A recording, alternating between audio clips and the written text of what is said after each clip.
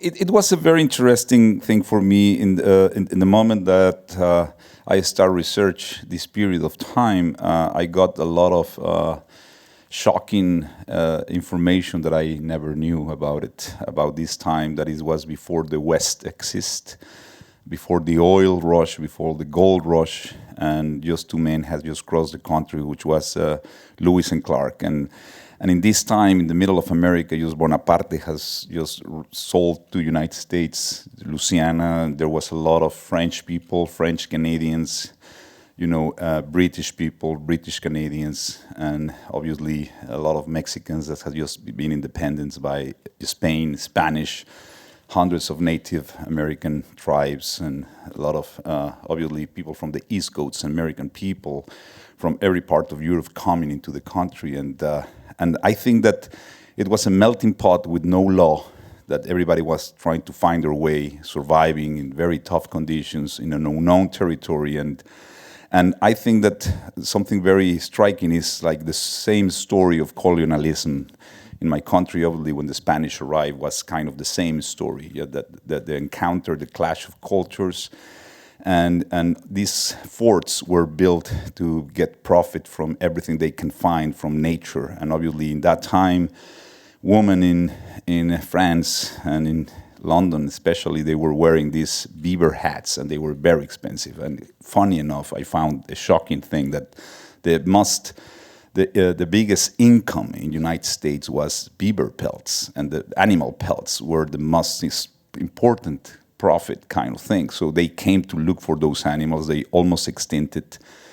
And obviously, by cutting every tree, killing every animal, they create a lot of pain and impact all what the resources of these communities were in that time. So there was a blindness of all this. And all these people were trying to survive in the nature that was threatened them by animal attacks, by other cultures' attacks, by diseases.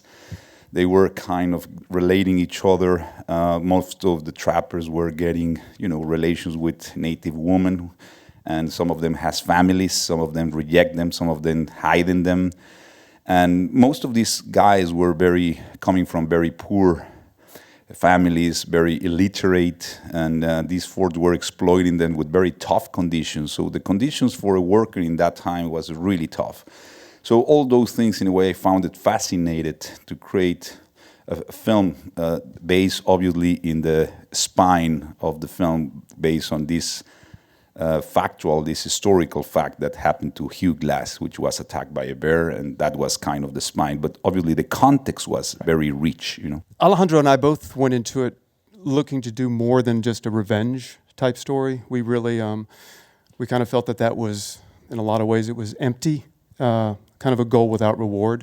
So what we found, we wanted to grasp onto was kind of the humanity of it, and Glass's journey, and what would kind of drive someone, the human spirit to overcome the things that we were going to put him through. And so building the father-son element was like huge. It was the one of the very first things that came with the story, that we knew we needed more. And then so it was great when I had that element in there, but then Alejandro comes on, and he also adds with the Arikara chief and the daughter, so that you have kind of this parallel journey almost, and it's father and their children. It's Glass trying to get a piece of his son back, while at the same time the Arikara chief is trying to get his daughter. And what I thought was so beautiful about how he did it was that it opened things up so that you see that these two very different men from very different cultures, who on a battlefield might be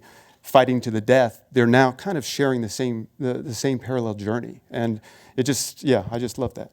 We can't talk about the beauty in this film without recognizing the work of Emmanuel Chivo-Lubezki, who you have collaborated with, who is an unbelievable photographer. Hugh Glass, being the sort of isolationist that he is, I think much of the film for me was a relationship with Chivo. I think that from the onset, Hugh has he's always the outsider. He has a Native American son, but he is trying to disappear in the context of this environment in order to survive. And those are some of the things he's trying to instill in his son. So he's always within and without. He's there. He's an operative. He's a scout. but he's trying to remain detached from this whole wave of capitalism surging towards the wilderness. So he's a survivor, much like every character in this movie is a survivor, from Tom Hardy to, the Arikara chief to the bear. But so much of my journey was Hugh Glass being this incredibly isolated character, and that relationship that I had with Chivo was a very intimate one, because for me as an actor, this was predominantly pushing a narrative in almost complete silence, which was part of the excitement about this journey for me, as how to convey a narrative without words. And so much of that was through the work with Chivo, a lot of the time during the rehearsal process, because I don't know if many people here know how this film was done, but it was very unique for all the actors. We would work with all the different departments during the day, and it would almost be like, doing theater during the day, and it was like live television for the last hour and a half of Magic Light. So we had to make sure that certain nuances were captured, certain beats were captured, certain emotional moments were captured, and we got to rehearse that during the day. And it gave you a great comfort, I feel. I started to feel towards, certainly towards, the beginning of the process. It was hard to adjust at first, but it really gave you a great comfort, because you knew that the cameraman was going to be there, Chivo was going to be there at the exact right moments for these beats. And you got to think about them in great detail. And so a lot of the dance for me throughout the whole course of the film was with Chivo and capturing those little nuances. And what they were able to do, certainly in some of these vast, incredibly beautiful action sequences, is capture incredible intimacy with the characters and then weave seamlessly around to an unbelievable David Lean style shot. I've never quite seen anything cinematically like that, and what they achieved with the actors in this film and in some of these shots, I think is quite groundbreaking in that respect. I've never seen a movie accomplish that. One of the very first images I ever showed Alejandro was an Arikara hunter who was very monk-like. His hat was a hood, and Alejandro really responded to that. I think there was a strong metaphor there for him, and the other was a Russian icon of a monk, an image. And those two kind of combined to inspire Glass's look, because he's out in the wilderness not for the same mercenary or monetary reasons, as Leo was saying, as the other trappers. But it was almost his cathedral, and there was a commune of Glass with the animals. They were in a mutual survival event. And I think his outfit or his costume is very kind of monk-like, or St. Francis d'Assisian in some respect. Alejandro is one of the few directors who understands how to shoot a film, how to design a film in a way that opens the door to sound design, actually participating in the storytelling. And it was certainly true in the whole bear sequence. The fact that we have those close shots of Leo and the bear in that sequence allows us to get into both of their heads, in a sense, in a way that we wouldn't if he had done it with medium shots. And the big challenge with the bear was to make it completely believable, but cover the range of emotional notes that the bear had to have. At one point, the bear is shot and is obviously in distress, and I figured the best way to get that idea across was with its breathing, and to make it clear that it was having a difficult time breathing. And unfortunately, I didn't have any recordings of wounded or distressed bears. And so this labored breathing that you hear, especially when the mother bear goes off screen to the right, is actually a horse breathing that was having a difficult time breathing, that I did have a recording of. And so then the trick is making the transition so that you believe that it's one creature all the way through. Alejandro really set the table and the context for the bear attack, especially by wanting everything to be based in reality. And, we looked at a lot of reference footage, and we did a lot of research. Basically, the bear team went to bear school to really figure out all the nuances of how the bears were behaving in a very naturalistic way.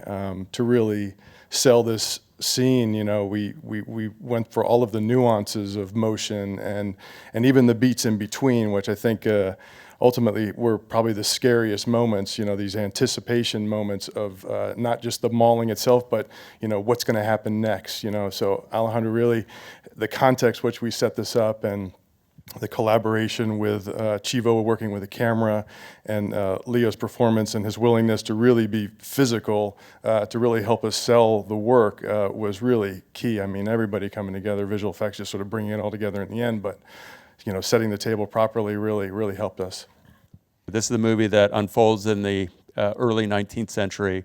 It's a period film, and yet I suspect you feel it has a lot to say about man versus nature today, about First Nations and Native American people. It's crazy that you're asking me that, because I was sitting here saying, God, I want to talk more about Here we are. It's your microphone. No, and in reference to what you were saying, what I was left with from this movie, historically we look back at human nature and what we've done to, other races, what we've done to the natural world, and we say, God, how ignorant we must have been, how short-sighted.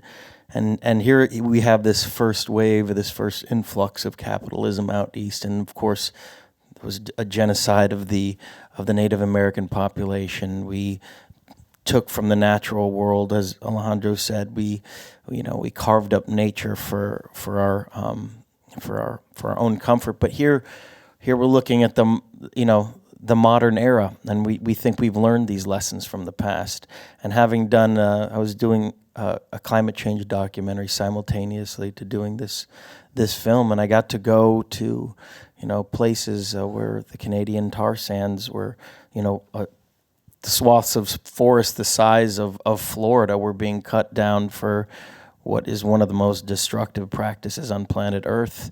And of course, got to go visit First Nations relocation neighborhoods where these people were basically, their entire lands were poisoned, their culture was sort of wiped out because they couldn't hunt, they couldn't eat the fish that were causing cancer to their people, and they had to, they're continually having to, buy food from a government that is massively overpriced. We're systematically doing this on a mechanized scale that is uncharted, that has never been done in history. So these are obvious themes to me when you see this is the first wave of that in an American context.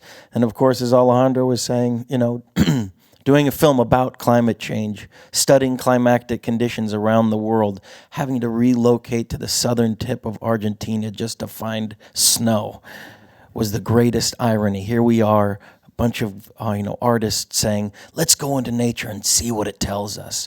Well, nature was fucking telling us that the world is changing unlike ever before. 2015 was the hottest year in recorded history, and these are unprecedented weather conditions happening all over the world, and it hit us right smack in the face, and we had to shut down production multiple times. Extreme weather patterns in both directions, the locals telling us that they'd never seen this in the history of their province.